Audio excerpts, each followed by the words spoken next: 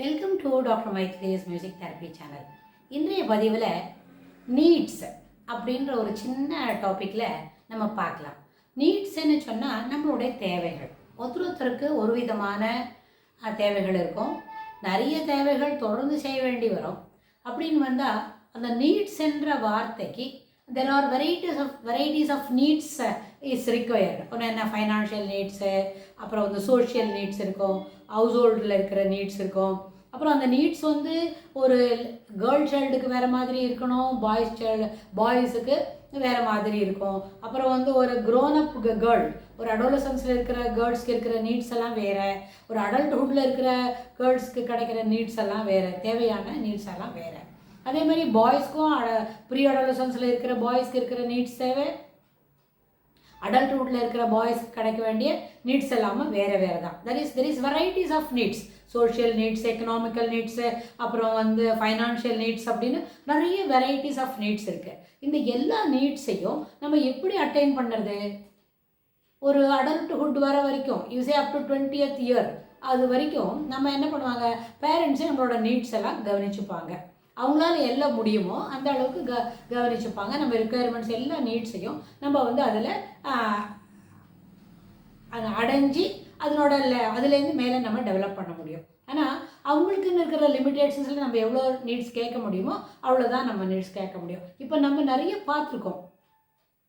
Late சைல்ட்ஹுட்டில் எப்படி behaviour வளர்த்துக்கிறது, அப்புறம் pre அடோலசன்ஸில் என்ன மாதிரி பிஹேவியர்லாம் இருக்கும், எதெல்லாம் நம்மளுக்கு ரெக்குயர்மெண்ட்டு அப்படின்னு நம்ம நிறைய பார்த்துக்கிட்டு இருப்போம். ஸோ அந்த அடிப்படையில் சில நீட்ஸ் எல்லாம் நம்ம ரொம்ப பெரியவன் ஆகிட்டோம், நம்ம அடல்ட்ஹுட் வந்துட்டு நம்மளே நல்லா படிச்சுட்டு ஏர்ன் பண்ணும்போது அந்த நீட்ஸ் எல்லாம் நம்ம என்ன பண்ணோம், அக்காம்ப்ளிஷ் பண்ணிப்போம்.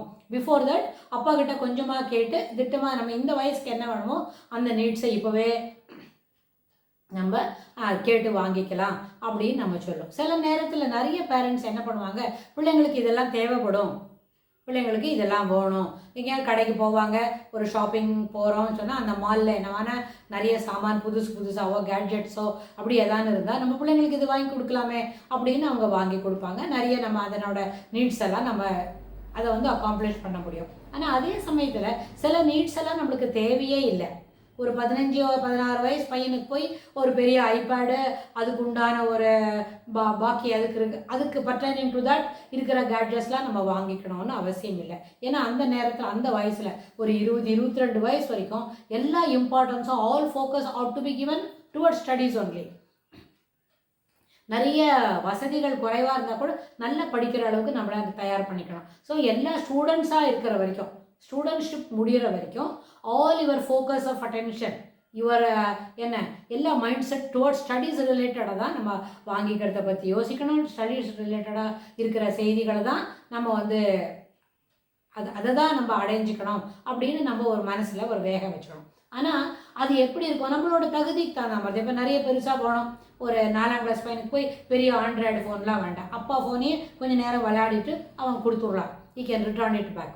அப்பப்போ ஒரு வாரத்தில் 1 மணி நேரம் 2 மணி நேரம், அப்போ எல்லோரும் டெய்லி 15 நிமிஷம் அப்படி கேட்டு வாங்கிக்கலாம். ஸோ திஸ் திங்ஸ் அதுக்காக அவனுக்குன்னே ஒன்று ஓடணும்னு அவசியம் இல்லை.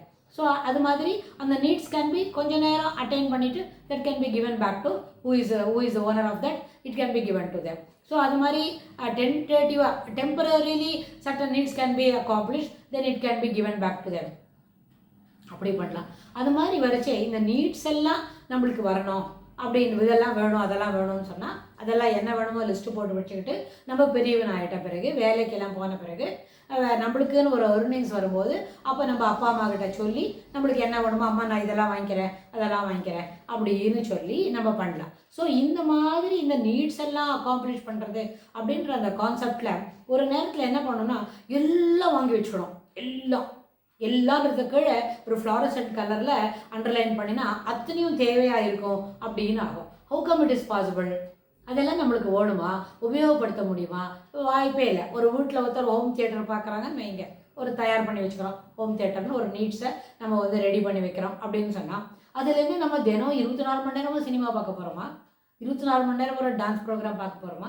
இல்லை. Because when we are getting in to the work ஷெட்யூலுக்கு வந்த பிறகு we may not having much spare time to do all these things. இதெல்லாம் பண்ணுறதுக்கு இருக்கவே இருக்கிறது.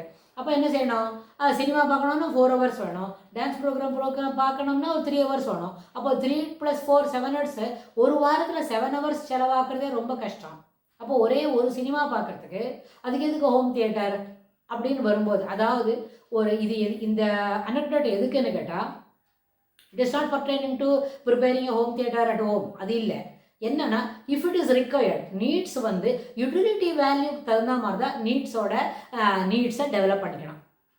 யூட்டிலிட்டி வேல்யூ, அந்த யூட்டிலிட்டி வேல்யூவோட ரெக்குயர்மெண்ட்ஸ் பொறுத்து நம்ம பிள்ளைங்களுக்கு நீட்ஸ் வேணும், அப்போ அந்த நீட்ஸ் தகுந்த மாதிரி தான் உனக்கு இது வாங்கி கொடுக்க முடியும் அப்படின்ற ஒரு பிஹேவியரை ஏர்லி ஸ்டேஜஸ் ஆஃப் சைல்ட்ஹுட், அதாவது ஒரு 7-8 வயசுலேருந்தே குழந்தைக்கு நம்ம இதெல்லாம் சொல்லி கொடுத்தே வந்தோம்னா, so that idea ought to be imbibed, that concept ought to be learned by the child அப்படின்னு இருக்கணும். you'll have to learn it, ஏன்னா அது அப்போ தான் சொல்லி கொடுத்தா தான் வரும். ஸோ அந்த அளவில் நம்ம இது வாங்கணும் அது வாங்கணும்னு சொன்னால் இது நம்மளுக்கு தேவையான ஒரு சின்ன ஒரு விஷயம் சொல்லணும்னா, ஒரு 7 அல்லது 8 வயசு குழந்தை ஒரு சின்ன பொம்மையை வாங்கிக்கணும்னு ஆசைப்படுறது அப்படின்னு வைங்க.